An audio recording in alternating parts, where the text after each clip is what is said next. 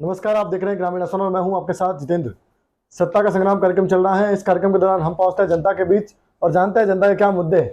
साथ ही उन प्रत्याशियों के पास पहुंचते हैं और जानते हैं कि उनके क्या मुद्दे हैं, किन मुद्दों के आधार पर वो अपने लिए और पार्टी के लिए वोट मांगेंगे और जनता का विकास करना चाहेंगे।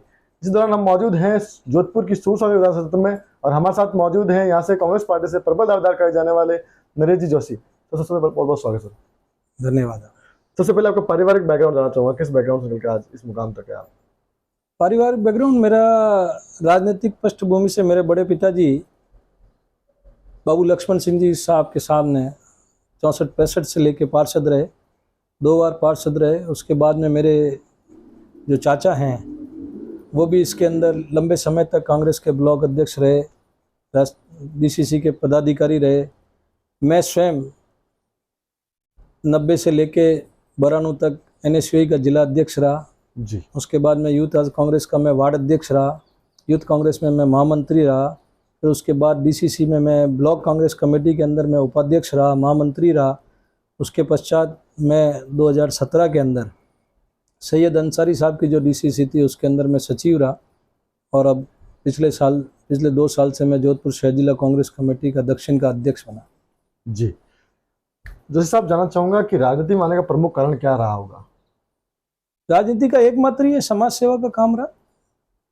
जी, अभी राजस्थान में वर्तमान में गहलोत सरकार कार्यरत है, उनके कामकाज को जोशी साहब कैसे देखते हैं? कामकाज तो अशोक गहलोत साहब का ऐसा है कि जो भविष्य में ऐसा काम होगा नहीं, भूतोन भविष्य तो इस तरीके के काम उन्होंने किए हैं और काम में उन्होंने कोई कमी, किसी भी वर्ग के लिए कोई कमी नहीं छोड़ी है। इसलिए काम से तो जनता गहलोत साहब के काम से पूर्णतया संतुष्ट है। और जो योजनाएं उन्होंने लागू की, जो मील का पत्थर साबित होगी, उसके अंदर है सोशल सिक्योरिटी की। विश्व के अंदर बड़े बड़े देशों के अलावा भारत एकमात्र देश ऐसा है जिसमें सोशल सिक्योरिटी 1000 रुपये महीने की हर आदमी को, लोअर इनकम ग्रुप वाले को मुख्यमंत्री जी ने प्रदान की और उसका गारंटी भी जारी किया और हर साल उसमें 15% बढ़ोतरी का भी वादा किया। दूसरा, कर्मचारियों के लिए OPS स्कीम को लागू किया, जो केंद्र सरकार के विरोध के बाद में केंद्र सरकार ने 9000 करोड़ रुपए भी रोके, उसके बाद में भी मुख्यमंत्री जी ने कर्मचारियों के लिए जो OPS योजना लागू की, उन लोगों के भविष्य में जिन्होंने सरकार की सेवा की, जनता की सेवा की, उन लोगों के भविष्य को सुरक्षित रखते हुए इस काम को किया। दूसरा, पूरे भारत के अंदर उन्होंने जो चिरंजीवी बीमा योजना के मार्फत 25 लाख का बीमा किया। राजस्थान के अंदर ये परंपरा रही है, राजस्थान क्या हिंदुस्तान की ये परंपरा रही है कि बुढ़ापे के अंदर या जवानी के अंदर भी अपने परिवार का कोई सदस्य बीमार हो जाता है तो उसको लोग छोड़ के नहीं जाते, चाहे उनको अपने गहने बेचने पड़े, मकान बेचना पड़े, खेत बेचने पड़े। परंतु मुख्यमंत्री जी ने जो योजना लागू की, उस योजना के तहत लोगों को इतना फ़ायदा हुआ कि आप कैशलेस लेके जाओ मात्र 850 रुपये में, वो भी उन लोगों के लिए जिनकी इनकम सालाना 8 लाख रुपये से ज़्यादा है। उससे नीचे जिनकी उनका प्रीमियम भी सरकार भर रही है। तो ये जो योजनाएं लागू की, इससे हॉस्पिटलों के अंदर जो विश्वास बढ़ा और हर आम और गरीब कार्यकर्ता को भी और गरीब आम जनता को प्राइवेट हॉस्पिटलों में जो निःशुल्क इलाज मिलने लगा, वो बहुत बड़ी योजना है जो भारतवर्ष में केवल राजस्थान के अंदर लागू है। जी, आपने इतनी सारी योजनाएं गिनाई, लेकिन कहीं ना कहीं विपक्ष का आरोप है कि तो चुनावी रिवड़ियां बांट रहे हैं। जब सत्ता में आए थे तो कुर्सी के लिए लड़ रहे थे कि मैं बनूंगा CM, मैं बनूंगा। देखो साहब, विपक्ष का एक कायदा रहता है कि किसी भी योजनाओं का उनको विरोध करना। अगर उन योजनाओं का विरोध कर रहे हैं तो क्यों राजस्थान सरकार की योजनाओं को मध्य प्रदेश में विपक्ष लागू कर रहा है? क्यों उन योजनाओं को लागू करने की बात कर रहा है? रोज रोज बड़े बड़े एडवर्टाइजमेंट मध्य प्रदेश सरकार के यहाँ पे आ रहे हैं, किस बात के आ रहे हैं? अशोक गहलोत साहब ने इंदिरा उज्ज्वला योजना के अंदर लोगों को 76 लोगों को जो 500 रुपये में सिलेंडर प्रदान किया, उसके तुरंत बाद मध्य प्रदेश सरकार ने इस स्थिति को लागू किया। तो क्या वहां रेवड़ी नहीं है? क्या रेवड़ी यहीं बट रही है क्या? जब जनता केंद्र सरकार ने 5 लाख तक के आयुष्मान बीमा जो योजना लागू की, वो रेवड़ी नहीं है? राजस्थान सरकार बांटे तो रेवड़ी है, कांग्रेस सरकार बांटे तो रेवड़ी है, और दूसरी विपक्ष की सरकार है और जो केंद्र में बैठी सरकार है, अगर वो बांटे तो वो रेवड़ी नहीं है। तो ये तो उनका आरोप निराधार है। और इन योजनाओं के बलबूते पे ही वो इतने घबरा रहे हैं कि हमारी सत्ता कैसे आएगी। जी, क्या लगता है इस बार वापस कांग्रेस सरकार रिपीट होगी? हम तो ये उम्मीद करते हैं, और वैसे तो जनता जनार्दन है, जनता जो चाहेगी वो अपना निर्णय देगी। पर कांग्रेस पार्टी अपने कार्यकाल से, अपनी योजनाओं से कोई कसौर बाकी नहीं छोड़ेगी जिसमें जनता को सीधा फायदा हो। तो हम जनता से भी ये उम्मीद करते हैं कि जनता हमारे बातों पे विश्वास करके वापस पुनर्विकास में कांग्रेस की सरकार का लाएगी। सूरसागर से नरेश जोशी की क्या प्रबलता रहेगी इस बार टिकट को लेकर के? देखिए, जहाँ तक जोधपुर की सीट का सवाल है, जोधपुर की सीट माननीय मुख्यमंत्री जी अशोक गहलोत साहब का गृह जिला है। यहाँ पे निर्णायक भूमिका माननीय मुख्यमंत्री अशोक जी गहलोत साहब की रहेगी।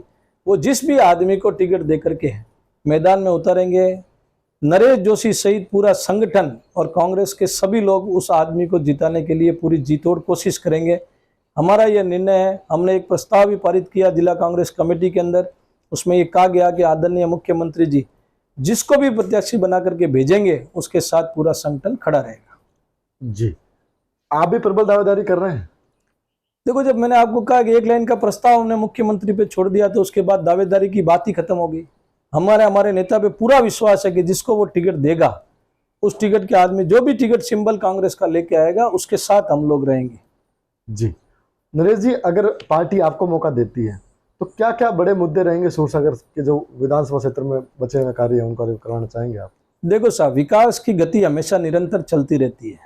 विकास कभी पूर्ण नहीं होता।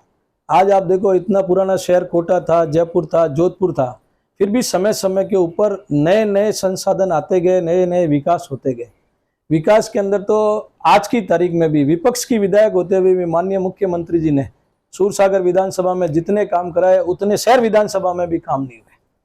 तो जहाँ तक विकास का सवाल है, पार्टी का सवाल है, जो भी सूरसागर क्षेत्र की समस्याएं रहेगी उन सब समस्याओं को हल करने के लिए कांग्रेस पार्टी हमेशा तत्पर रहेगी। जी, वर्तमान में यहाँ से सूर्यकांता जी व्यास हैं सूरसागर विधानसभा क्षेत्र से, जो लगातार 15 साल से सीट पर काबिज है। उनके कामकाज को कैसे देखते हैं नरेश जोशी? देखो, सूर्यकांता जी व्यास हमारी बहुत सीनियर लीडर है जोधपुर की एक अपनायत है जिसमें उनका भी, हम लोग भी उनका सम्मान करते हैं। और जो काम उनके लेवल पे होंगे उन्होंने किए होंगे। हम नहीं कहते क्या किए, हम उनके काम के ऊपर नहीं जाना चाहते उन्होंने क्या किया। हम तो ये कहते हैं हमारी सरकार ने जो काम किए। सूर्यकांता जी के वहाँ पे रोडों का विकास हुआ तो मुख्यमंत्री का हुआ, और मैं उनको धन्यवाद देना चाहूँगा कि जहाँ जहाँ भी सरकार द्वारा, मुख्यमंत्री द्वारा बजट घोषणा में सड़कें बनाई गई, माननीय सूर्यकांता जी व्यास ने उसके ऊपर लिखा है कि राजस्थान के यशस्वी मुख्यमंत्री आदरणीय अशोक जी गहलोत द्वारा स्वीकृत सड़क निर्माण कार्य का शुभारंभ मैं करती हूँ।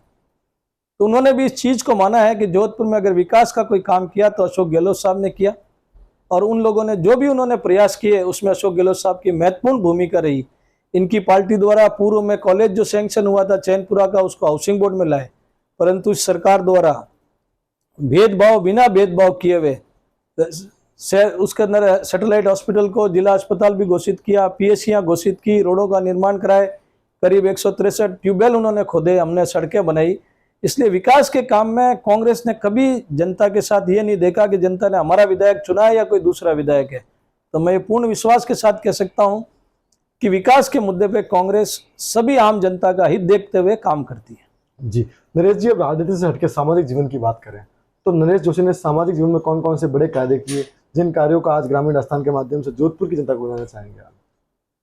जहाँ तक सामाजिक संगठनों का जुड़ाव है, मैं बाल्यकाल से ही, जब मैं छोटा था और कॉलेज लाइफ में था, मुझे इस शास्त्री नगर विकास समिति का मैं सेक्रेटरी रहा। जी, जिस समय उस समय के प्रमुख नेतागण इसके अध्यक्ष हुआ करते थे। माननीय श्रीपाल जी सिंह भी, जो अशोक गहलोत साहब के सलाहकार रहे, वो हमारे अध्यक्ष थे। उस समय हमने सोशल काम खूब किए। राजस्थान के अंदर नहीं, मेरे समाज के अंदर मैंने एक बहुत बड़ा वेद विद्यालय का निर्माण जो गोट मांगलोत में हुआ, उस निर्माण में प्रमुख भूमिका रही। मैं राष्ट्रीय उपाध्यक्ष मेरे समाज का रहा। राजस्थान के अंदर गौशालाओं के विस्तार के लिए मेरे द्वारा बहुत काम किया गया। पिछले 10 सालों से राजस्थान गौ संवर्धन आश्रम के नाम, भूरिया भाकर के नाम से हम एक संस्था चला रहे हैं, जिसमें राजस्थान की लुप्त होती हुई प्रजाति जो थार पारकर गाय है उसको कैसे बचाया जाए, उसके ऊपर हम ये काम कर रहे हैं। पिछले 10 सालों से हमारा लगातार काम जारी है। और वहाँ से, उस गौशाला से हमने करीब 150 सांड तैयार करके दूसरी गौशालाओं को फ्री में दिए। और जहाँ तक सामाजिक कार्यों का सवाल है, जो भी लोग समाज की सेवा में काम के लिए आए, उनके लिए जो हमसे सहयोग बन पड़ा, उस सहयोग का और उनके कार्य करने में हमने मदद बहुत की। जी नरेश जी, अंत में ग्रामीण स्थान के माध्यम से जोधपुर की जनता से क्या अपील करना चाहेंगे? मैं तो यही अपील करना चाहूँगा कि जोधपुर की जनता वैसे तो बहुत भाग्यशाली है कि उनको 3 बार मुख्यमंत्री यहाँ से मिला और अशोक गहलोत जैसा नेता मिला।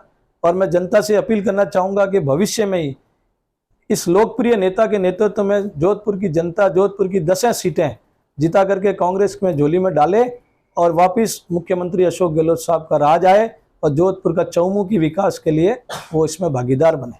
जी, ये थे हमारे साथ नरेश ज्योति जोशी, जो कि यहाँ से जिला अध्यक्ष भी हैं और कांग्रेस पार्टी से प्रबल दावेदार कहे जाते हैं। लेकिन देखना है कि अब मुख्यमंत्री जी का क्या फैसला रहता है, किसको टिकट मिलता है, कौन कुर्सी पर काबिज होता है, तो जनता का जनादेश बताएगा। अभी के लिए बस इतना ही। देखते रहे ग्रामीण स्थान, सत्ता का संग्राम। कैमरा मैन जितेंद्र सैन और पवन वैष्णव के साथ।